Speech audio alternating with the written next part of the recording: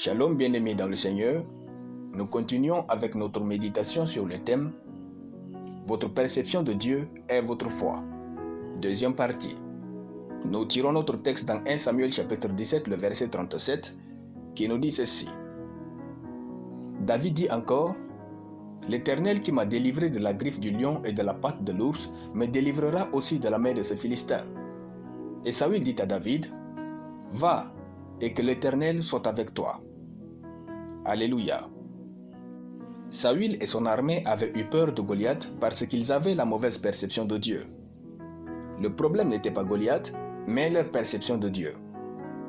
Quand David a vu Goliath, il leur dit « L'Éternel qui m'a délivré de la griffe du lion et de la patte de l'ours me délivrera aussi de la main de ce Philistin. » Vos défis ne sont pas le problème de votre non-progrès, mais votre perception de Dieu.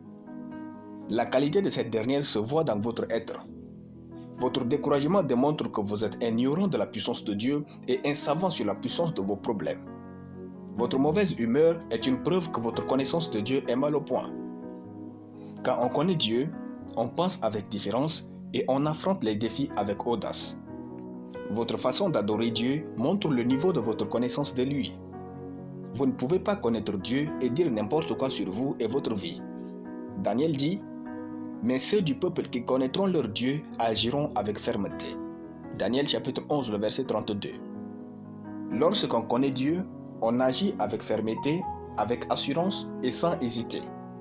Vos actions sont le reflet de votre âme en contact, soit intime, soit superficiel avec Dieu. Vos doutes viennent de votre mauvaise perception de Dieu. Une des grandes œuvres que font les démons chez une personne qu'ils possèdent est le fait de changer sa perception. Les démons, quand ils possèdent une personne, ils contrôlent sa volonté et modifient sa perception.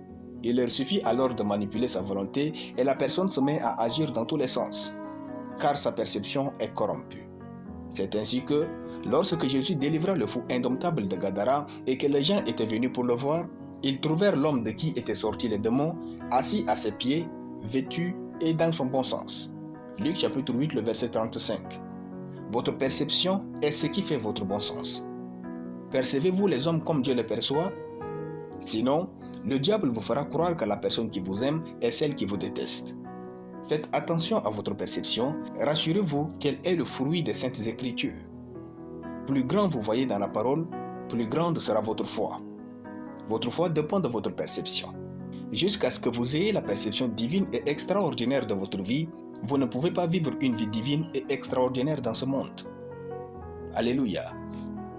Nous allons prier. Le Saint-Esprit illumine mon cœur et je perçois les hommes comme Dieu les perçoit.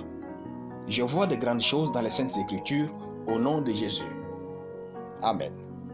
La lecture biblique en une année, Amos chapitre 3 à Amos chapitre 4. Soyez bénis, c'était le pain du ciel.